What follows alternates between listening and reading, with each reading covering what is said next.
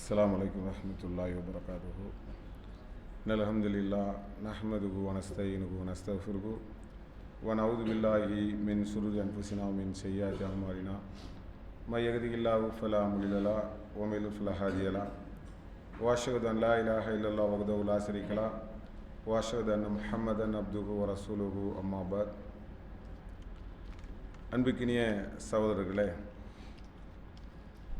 ஒரு மூமின் இன்னொரு மூமினுக்கு நெருக்கடியான காலகட்டத்தில் நின்று உதவி செய்வதுதான் ஒரு மூமினுடைய முக்கியமான பண்பாக இருக்கிறது. பொதுவாக ஒரு மனிதன் அவனுக்கு மகிழ்ச்சியான சூழலும் இருக்கிறது, நெருக்கடியான சூழலும் இருக்கிறது.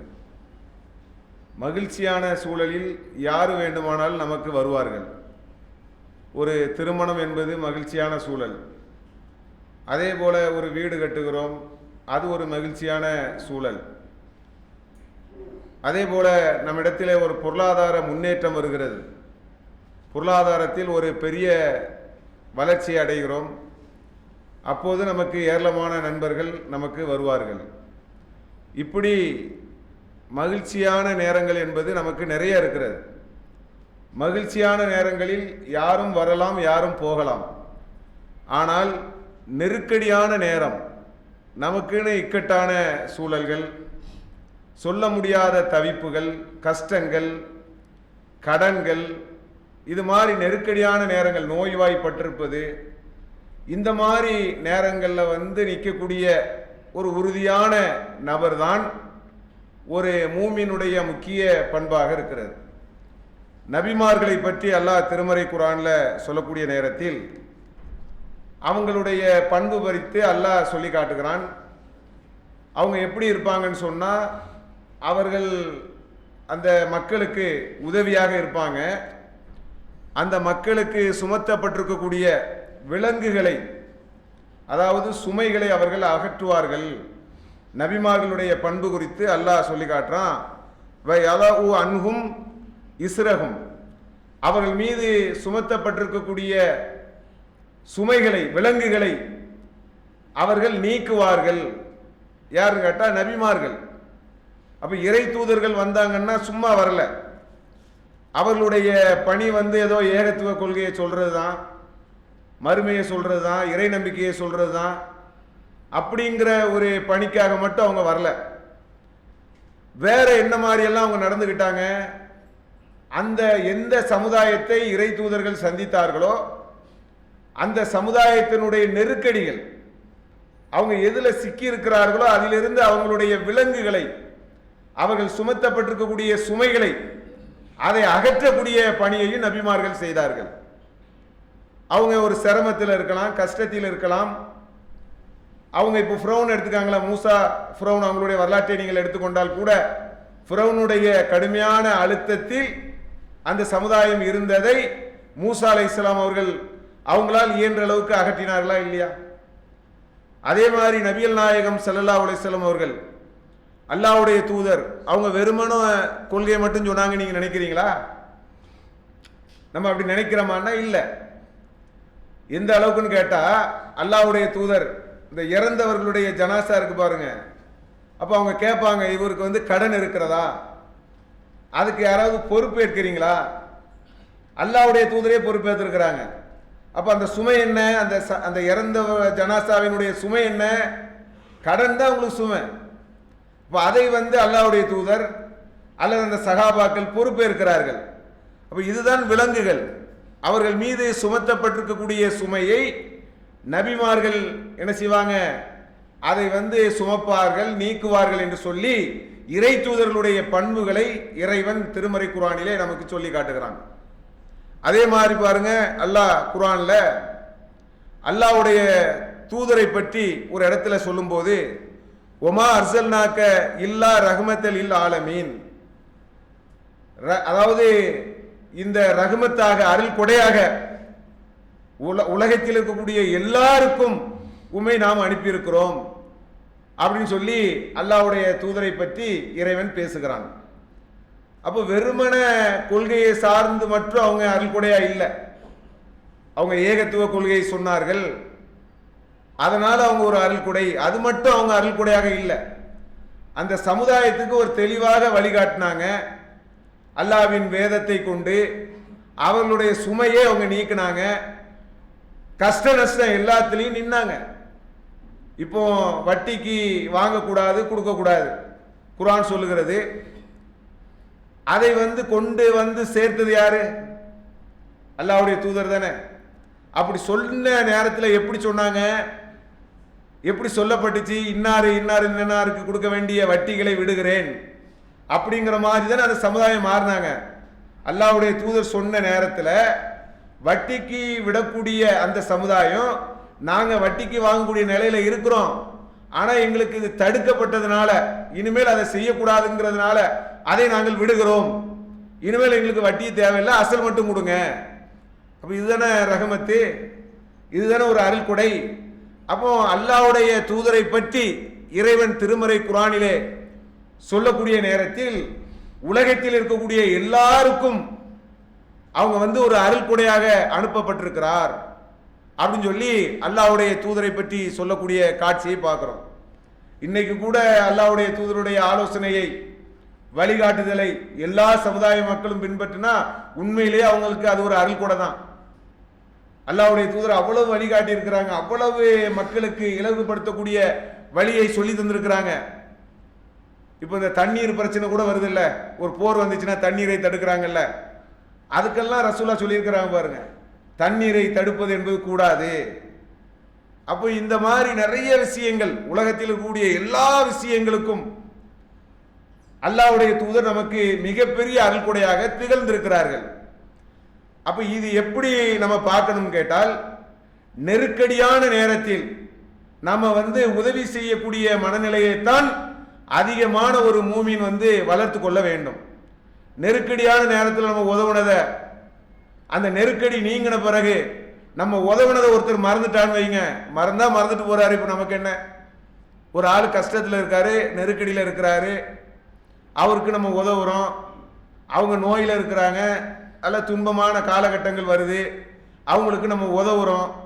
உதவுன பிறகு பின்னொரு நேரத்தில் நம்ம செஞ்ச உதவியை அவங்க மறக்கிறாங்க. மறந்தா என்ன, அல்லாஹ் மறப்பானா? நெருக்கடியான காலகட்டத்தில் நாம் யாருக்கெல்லாம் உதவி செய்கிறோமோ அந்த உதவியை அல்லாஹ் மறப்பானா? மனிதன் மறந்துட்டு போற நமக்கு என்னங்க? அல்லாஹ் திருமறை குர்ஆனிலே ஒரு மூமின் உதவி செய்யக்கூடிய மனநிலையை எப்படி வெளிப்படுத்துவார்னு சொன்னா, அல்லாஹ்வினுடைய திருமுகத்திற்காகத்தான் நாங்கள் உங்களுக்கு உதவி செய்கிறோம் அப்படின்னு சொல்லுவாங்க.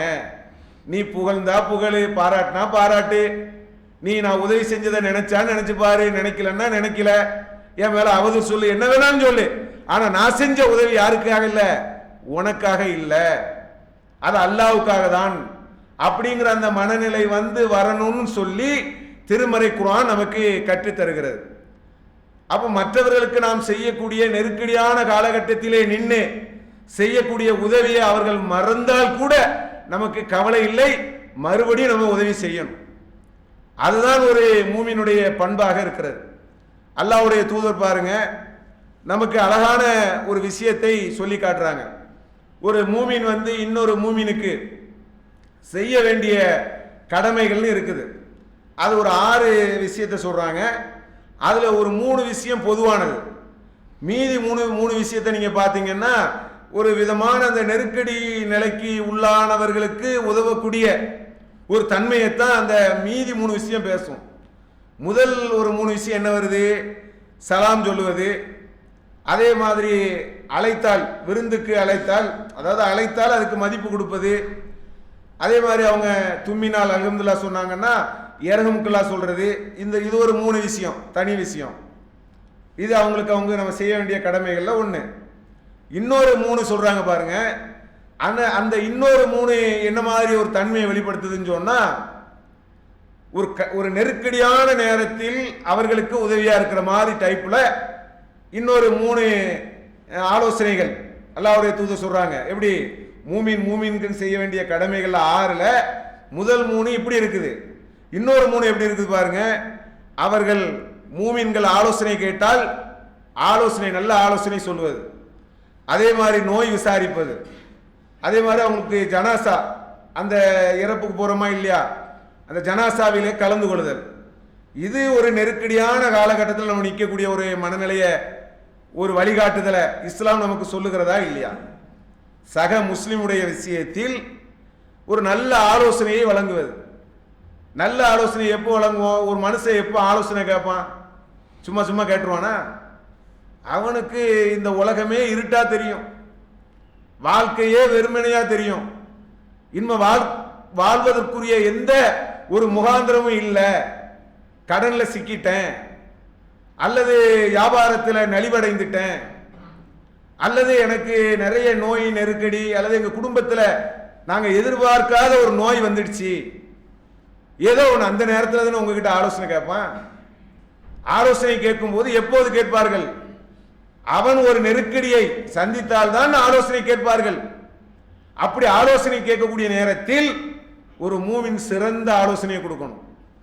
சிறந்த ஆலோசனைங்கிறதுக்கு நிறைய படிச்சுட்டு அதுக்கு நிறைய புத்தகங்கள்லாம் படிச்சுக்கிட்டு சொல்லணுங்கிற அவசியம் இல்லை. நம்ம என்ன சிறந்ததா இருந்தாலே போதும், ஆலோசனை சிறப்பா இருக்கும். நமக்கு ஏற்பட்ட பாதிப்பு மாதிரி அதை புரிஞ்சுக்கிட்டு ஆலோசனை சொல்லணும். நமக்கு ஒரு ஆள் நோய் விசாரிக்க, இப்படி போங்க, இந்த டாக்டர்கிட்ட போங்க, இவரை விசாரிங்க, அப்படி பாருங்க, அப்படி சொல்லுவோமா? நம்ம குடும்பத்தில் நம்ம அண்ணன் தம்பி, நம்ம அக்கா தங்கச்சி, அல்லது நமக்கே ஒரு உடல்நிலை சரியில்லை, அப்போ நம்ம எப்படி பார்ப்போம்? என்ன மாதிரி அதை அந்த ட்ரீட்மெண்ட்டை பார்ப்போம், அந்த ஆலோசனைகளை எப்படி எடுத்துக்கிடுவோம்? அதே மாதிரி நீங்க எதிரிக்கு நம்மளுடைய கேட்கக்கூடியவர்களுக்கு சொல்றீங்கன்னு வைங்க, அதுவே சிறந்த ஆலோசனை தான். அப்போ நமக்கு உரியது போல பிறருக்கு ஒரு ஆலோசனை குடிப்பீர்கள் என்று இருந்தால் அது நல்ல ஆலோசனை.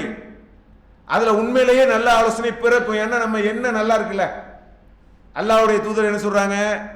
இன்னமல் ஆமாலு பின்னியா, உங்களுடைய எண்ணங்களை கொண்டுதான் செயல் இருக்கிறது. அப்ப எண்ணங்கள் நல்லா இருந்துச்சுன்னா செயல் நல்லா வந்துடும். இப்ப என்கிட்ட கேட்க வந்துட்டல்ல, அன்னைக்கு நீ அப்படி நடந்துகிட்டல்ல, இன்னைக்கு நான் உனக்கு எப்படி கொடுக்குறேன் பாரு ஆலோசனை, இப்படின்னு உள்ளத்துல ஒரு கெட்ட எண்ணம் வந்த ஆலோசனை நல்ல ஆலோசனை வருமா? வராது. அதே மாதிரி பாருங்க, நோய் விசாரிப்பது, அதே மாதிரி அந்த நோயாளிகளை அணுகுவது, அவர்களுக்கு விசாரிப்பது, அவர்களோடு ஒரு உறுதுணையாக இருப்பது, இது மாதிரி ஒரு நிலை. அதே மாதிரி இறந்தவர்கள், அந்த இறப்பு ஜனாசா கலந்துகிறது, அதுல போகிறது, அவங்க அது சார்ந்த விஷயங்கள், இதெல்லாம் நெருக்கடியில் ஒரு மனிதன் சந்திக்கக்கூடிய நிலை. இன்னைக்கு வாழக்கூடிய காலகட்டத்தில் ஒரு முக்கியமான ஒரு பார்வை ஒன்று இருக்கிறது. என்ன பார்வை இருக்குன்னா, அதாவது அந்த இறப்புன்னு ஒன்று வருது பாருங்க, அதை ரொம்ப விகாரமா மனுஷன் பார்க்கறான். ஒரு வயசான நிலை வந்துடுச்சுன்னு சொன்னா, 60-70 வயசு ஆயிடுச்சுன்னா இறப்பு வருதா இல்லையா? அப்போ இப்போ ஒரு முதியவர் இருக்கிறாரு, இவர் இந்த வீட்டில் மூத்தாயிட்டாருன்னா அப்போ என்ன செய்யறது? அப்போ அது முதியோர் இல்லத்தில் சேர்த்துரு, அல்லது அந்த இறப்பு அவர் ஒரு 2 மாசம் 3 மாசம் நோயில படுத்துட்டாருன்னா, படுத்தா என்ன? எல்லா மனிதர்களும் இறக்கக்கூடியவர்கள் தானே. நம்மளும் இறப்போமா அல்லது இளமையோட இருப்போமா? நம்மளே நம்ம இளமை கொஞ்சம் கொஞ்சமா தேஞ்சிட்டு வருத. அன்னைக்கு இருந்த இளமை இன்னைக்கு இருக்கிறதா? இன்னைக்கு இருந்த இளமை நாளைக்கு இருக்குமா? எல்லாரும் நம்ம முதுமையை சந்திக்கக்கூடிய ஆள் தானே. நம்ம வீடுகளில் ஒரு முதுமையான நபர்கள் இருந்தாங்கன்னு சொன்னா அவங்கள கண்ணுல வச்சு ஒத்தலுங்க, அவர்கள் மீது அவ்வளவு பரிவு காட்டணும். ஆனா இறப்பையே மனசை எப்படி பார்க்கறான்? முஸ்லிம் அல்லாதவர்கள் இணை வைப்பாளர்கள் எப்படி பார்ப்பாங்கன்னு சொன்னா, இவர் அதனாலதான் அந்த இறப்பு ஒரு வீட்டில் இறந்துட்டாங்கன்னா வீட்டுக்குள்ள வைக்க மாட்டாங்க, அந்த பாடியை எடுத்து ரோட்ல வச்சிருவாங்க. அது முஸ்லிம் அல்லாதவர்கள்ட்ட அந்த பழக்கம் இருக்கிறது. அது தேவைக்கு வச்சாங்கன்னா வேற, நம்பிக்கை அது ஒரு அசுத்தம் பார்க்கறாங்க. இறப்பு எப்படி அசுத்தமாகும்? இங்க எல்லாரும் அப்படியே வாழ்ந்து கொண்டிருக்கக்கூடியவர்களா? இறப்பையே சந்திக்காதவர்களா? எல்லா மனிதரும் இறப்பான், எல்லா மனிதனுக்கும் ஒரு முதுமை இருக்கிறது. அப்ப அந்த முதுமையான காலகட்டங்களில் வரக்கூடிய அந்த பலகீனங்கள் இருக்கு பாருங்க, அதுல பேச்சு தடுமாற்றம் வரும், சிந்தனை தடுமாற்றம் வரும். அந்த முதியவர்கள் குழந்தைகள் போல நடவடிக்கைகளை அமைத்துக் கொள்வார்கள். அது நம்ம பெற்றோரா இருக்கலாம், நம்முடைய அண்ணனா இருக்கலாம், நம்முடைய சகோதரர்கள் யாரா வேணாலும் இருக்கலாம். அப்படியான ஒருவர் கடைசியில் இறக்கக்கூடிய நிலைகள் கூட வரலாம். அந்த இறப்பு கூட 1 வருஷம் 2 வருஷம் அவங்க படுக்கையில இருந்து அதுல நிறைய பலகீனங்களை வெளிப்படுத்தி கூட இறக்கலாம். எப்படி இறந்துட்டு போட்டுமே, ஆனா அசுத்தமானவர்களா, அவர்கள் ஒதுக்கப்பட வேண்டியவர்களா? அப்படிலாம் கிடையவே கிடையாது. இறப்பு என்பதும் அதில் வரக்கூடிய ஒவ்வொரு பலகீனம் என்பதும் அல்லாஹ்வுடைய ஏற்பாடு. அது நாளைக்கு நமக்கும் வரலாம், வரும், வரலாம், என்ன வரும். எல்லா மனிதர்களுக்கும் கடைசி காலம் என்பது இருக்கிறது. நீ எவ்வளவு பெரிய ஆளா வேணா இருந்துட்டு போ, எல்லா மனிதர்களுக்கும் கடைசி காலம் என்று ஒன்று இருக்கிறது. இந்த கடைசி காலத்துல நீங்க எப்படி இருக்கணும்னா அரவணைப்பா இருக்கணும். மகிழ்ச்சியான காலத்துல 10 பேர் இருந்திருக்கலாம், சொத்து இருக்கு, சுகம் இருக்கு, தலையில வச்சு கொண்டாடி இருக்கலாம், ஆடி இருக்கலாம், பாடி இருக்கலாம். அது நமக்கு முக்கியம் இல்லை. கடைசியான காலத்தில் அரவணைப்போடு நீங்கள் இருக்க வேண்டிய பண்பை ஒரு மூமின் வளர்த்து கொள்ள வேண்டும். அப்ப அந்த நெருக்கடியான காலகட்டங்கிறது இஸ்லாம் நமக்கு ரொம்ப அழகான முறையிலே கற்றுத்தருகிறது. அல்லாஹ் திருமறை குர்ஆன்ல சொல்லி காட்டுறான் பாருங்க. இன்னமல் மூமினூன இஹ்வத்துன், மூமின்கள் சகோதரர்கள், ஃபஅஸ்லிஹு பைன அஹவைக்கும், அவர்களிடத்தில் நீங்கள் இணக்கத்தை ஏற்படுத்துங்கள். அப்போ மூமின்கள் சகோதரர்கள்ங்கிறாங்க அல்லாஹ். அது நீங்க ஒரு சகோதரர் தான், வெறுப்பு இருக்கக்கூடாது. ஒரு சகோதரனுக்கு நீ எப்படி நல நாடுவ, அப்படி நாடிக்கிட்டே இருக்கணும். அவங்களுடைய வளர்ச்சியில விரும்பணும். அவங்க நெருக்கடியான நேரம் வந்துச்சுன்னா உறுதுணையா பேசணும். நாங்க இருக்கிறோங்க, உங்களுக்கு ஏங்க கவலை, அப்படி கேட்கணும். அல்லது நீங்க கேட்காட்ட கூட உங்க செயல் கேட்கிற மாதிரி இருக்கணும். நமக்கு நம்ம அண்ணன் இருக்கிறான், நமக்கு நம்ம தம்பி இருக்கிறாங்க, அல்லது நமக்கு நம்ம குடும்பத்தார் இருக்கிறாங்க, அரவணைப்பா இருப்பாங்க, அப்படிங்கிற மாதிரி அந்த சகோதரத்துவத்தை வெளிப்படுத்தக்கூடிய பண்பு என்பது வருகிறதா? அப்படி இருக்கிறோமா? அப்போ நெருக்கடியான காலகட்டத்தில் நம்ம என்ன செய்யணும்? பிறருக்கு கை கொடுக்கக்கூடிய நேரத்தில் இருக்கணும். இது ஒரு முக்கியமான ஒரு பண்பு. அதே மாதிரி அல்லாஹ்வுடைய தூதர் அழகான சில விஷயங்களை சொல்லி காட்டுறாங்க பாருங்க. நீங்கள் ஒருவருக்கு ஒருவர் சகோதரர்கள். ஒரு சகோதரன் இன்னொரு சகோதரனை கைவிடக்கூடாது. ஒரு சகோதரனுடைய தேவையை நீங்கள் நிறைவேற்றினால் அல்லாஹ் உங்களுடைய தேவையை நிறைவேற்றுவான். இப்போ அல்லாஹ் நம்ம தேவையை நிறைவேற்ற, அவங்களுக்கு என்ன பிரச்சனை, அவங்களுக்கு ஏதோ ஒரு சிக்கல் இருக்கிற மாதிரி தெரியுது, சொல்ல மாட்டான். எல்லாரும் கஷ்டத்தை வெளிப்படுத்தி சொல்லுவாங்களா? நம்ம அவங்க பேச்சு நடவடிக்கைகளில் கஷ்டம் இருக்கான்னு கண்டறிஞ்சு அதற்கு ஏற்றால் போல இருக்கணும். அல்லாஹ் திருமறை குர்ஆன்ல சொல்லி காட்டுகிறான், அவர்களுடைய பேச்சை நீ கண்டால் நீங்க எப்படி புரிஞ்சுக்கிடுவீங்கன்னு கேட்டா, நல்ல வசதியான தனவந்த மாதிரி அப்படி நீங்க நினைச்சுக்கிடுவீங்க. அவர்கள் அந்த கேட்கறதுக்கே அச்சப்பட்டு இருக்கிறார்கள், அவர்கள் தேவை உடையவர்கள்ங்கிறான்ல. அவங்கள பார்த்தா தேவை உடையவர்கள் மாதிரி தெரியாது, யார்ட்டையும் கெஞ்சிலாம் கேட்க மாட்டாங்க, அவ்வளவு தன்னிறைவா இருப்பாங்க. ஆனா அவர்கள் தேவை உடையவர்கள், அவர்களை கண்டறிந்து நீங்கள் உதவுங்கள், திருமறை குர்ஆன் சொல்லுகிறது. அப்போ நம்ம உதவாட்டாலும் பரவாயில்ல, குத்தி காட்டுற மாதிரி, சொல்லி காட்டுற மாதிரி அப்படியெல்லாம் பேசலாமா? நெருக்கடியான நிலையை சந்திக்கக்கூடிய மக்களை பார்க்கும்போது நம்ம பேச்சு எப்படி இருக்கக்கூடாது? அவங்க நோவினை செய்கிற மாதிரி இருக்கக்கூடாது. நீ என்னத்தை சம்பாதிச்ச, நீ என்னத்தை வாழ்ந்த, நீ உன் குடும்பத்தில் என்னத்தை கண்ட, நீ என்னத்தை கட்டி கொடுத்த, திருமணத்தை கட்டி கொடுத்த, இப்படின்னு சொல்லி ஒரு குத்தி காட்டி ஒரு வாழ்க்கையை நம்ம வாழக்கூடாது. அது ஒரு மூமினுடைய பண்பே இல்லை. நம்முடைய சொல் பிறரை அரவணைக்க வேண்டும். அதுதான் அல்லாஹ்வுடைய தூதர் சொல்றாங்க, சகோதரனுடைய தேவையை நீங்கள் நிறைவேற்றினால் உங்களுடைய தேவையை அல்லாஹ் நிறைவேற்றக்கூடியவனாக இருக்கிறான். இப்போ நீங்க யாருடைய தேவையை நிறைவேற்றுறீங்களோ அவங்க கிட்டயே மறுபடியும் நமக்கு ஏதாவது உதவுவான்னு நினைச்சலாம் செய்யக்கூடாது. இங்க சிக்கல் அதுதான் வருது. நான் உனக்கு அன்னைக்கு உதவி செஞ்சேனே, நீ எனக்கு செய்யுங்கிறான். அன்னைக்கு நீ உதவி செஞ்சா அல்லாஹ்கிட்ட போய் கேளு. நம்ம யாருக்கு உதவி செஞ்சாலும் மனிதர்கள்ட்ட எதிர்பார்க்க கூடாதுங்க.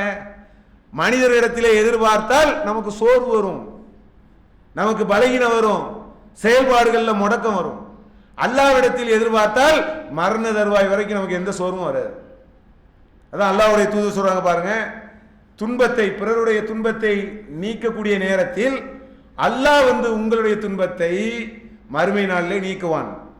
அதே மாதிரி பிறருடைய குறைகளை நீங்கள் மறைக்க நினைத்தால் அல்லாஹ் உங்களுடைய குறைகளை மறுமையிலே மறைப்பான். அப்போ இது ஒரு நெருக்கடியான நேரங்கள் ஒருத்தர் நோய் வந்திருக்கும், நல்லா இருந்திருப்பான், நோயாக இருக்கும். நோய் வந்தோடனே உங்களுக்கு நோய் வந்துடுச்சா, அவங்க பரம்பரையில் இந்த நோய் தான் உண்டுமா. நம்மால் பரம்பரையே அப்படிதாங்க, நோய் பரம்பரை. இவர் தங்க பரம்பரையா?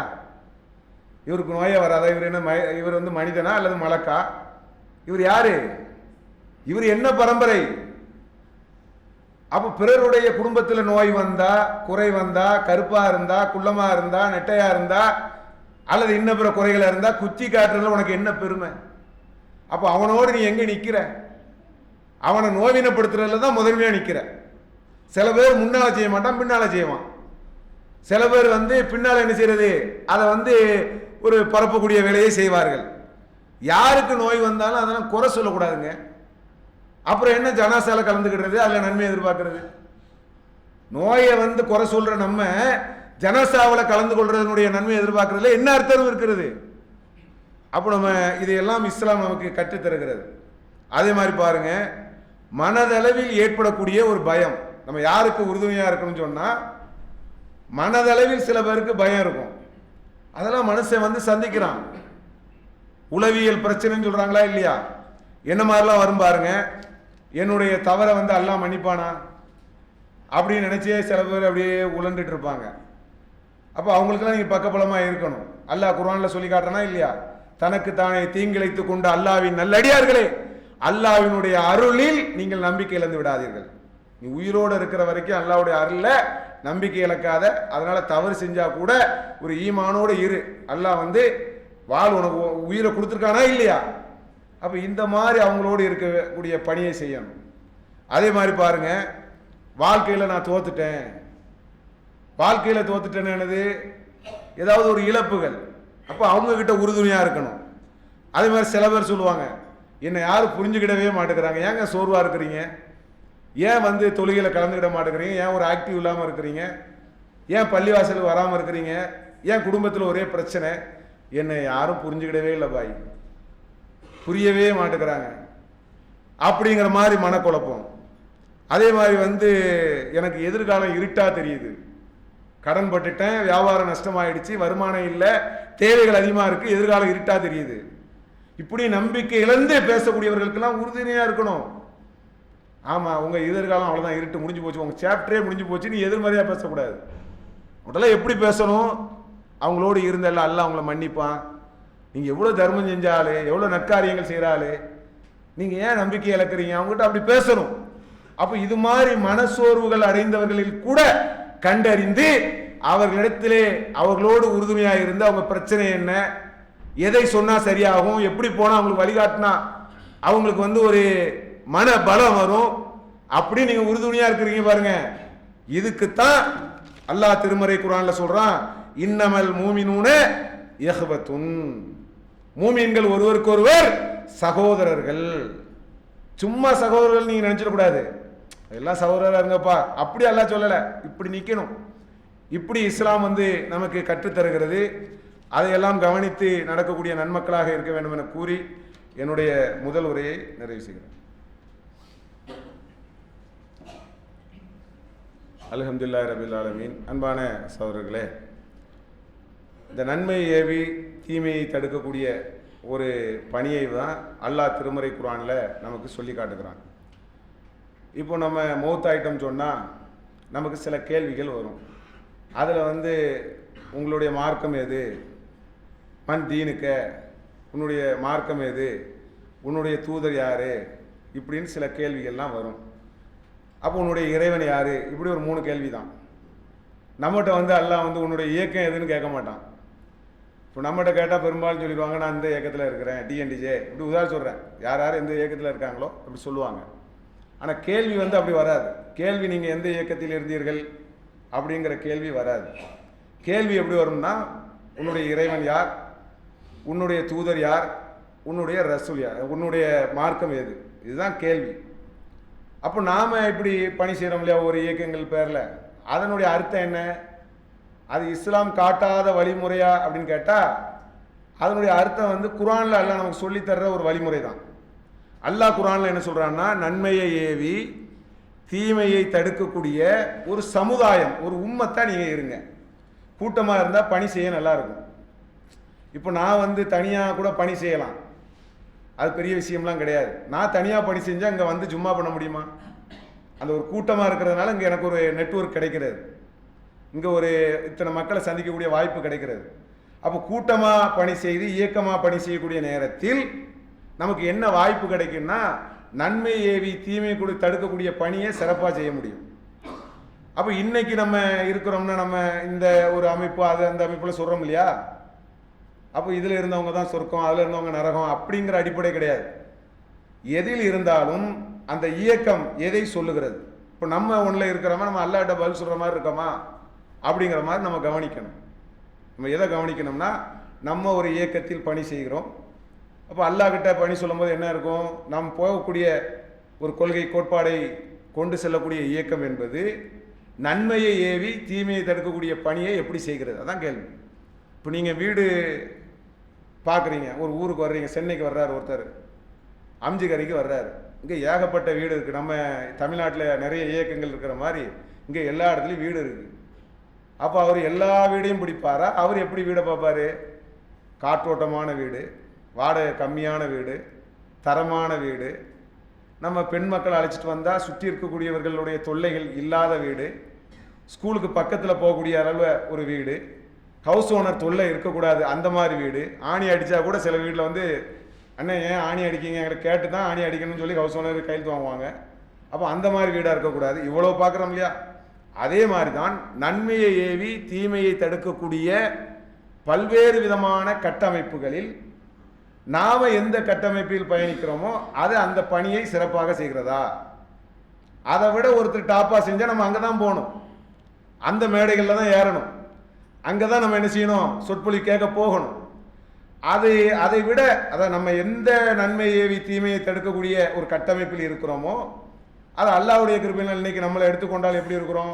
இந்த சூனிய விஷயங்கள் அதிலெல்லாம் எந்த சமரசமாவது நம்ம பண்ணுறோமா? அதெல்லாம் என்ன காரணம்னு நினைக்கிறீங்க? அல்லாஹ்வுடைய கிருபையினால் இன்னைக்கு வரைக்கும் இந்த கண் திஷ்டி சொல்கிறாங்களா இல்லையா, கண் அப்படி பார்த்தாலே கண்ணு பட்டுருங்கிறாங்க. அதில் ஹதீஸில் இருக்குது, ஹதீஸ் இல்லை, அதெல்லாம் பலகீனமான விஷயங்கள். அப்போ குர்ஆனுக்கு முரண்படக்கூடிய பல பலகீனமான செய்திகளை தங்களுடைய நன்மை ஏவி தீமையை தடுக்கக்கூடிய பணிகளில் பல இயக்கங்கள் கொண்டிருக்கக்கூடிய நிலையில் நாம் அல்லாஹ்வுடைய கிருபையினால் வஹீதான் மார்க்கம், ஃபஇம்மா ஏத்தி அன்னக்கும் மின்னி ஹுதன், என்னிடமிருந்து உங்களுக்கு நேர்வழி வரும், அதை நீங்கள் பின்பற்றும் வரை அச்சப்படாதீர்கள், கவலைப்படாதீர்கள். அதை அல்லாஹ்வுடைய கிருபையினால் நம்ம சிறப்பாக செய்கிறோம். அதை பிற மக்களிடத்திலே இந்த நன்மையை ஏவி தீமையை தடுக்கக்கூடிய இந்த அழைப்பு பணியை நோக்கியும் அதை கொண்டு செல்லக்கூடிய இந்த ஜமாத்துக்காக பல பொருளாதாரங்களை கொடுக்கக்கூடிய நன்மக்களாகவும் இருக்க வேண்டும் என கூறி என்னுடைய உரையை நிறைவு செய்கிறேன். அல்ஹம்துலில்லாஹி ரப்பில் ஆலமீன். அஸ்ஸலாமு அலைக்கும்.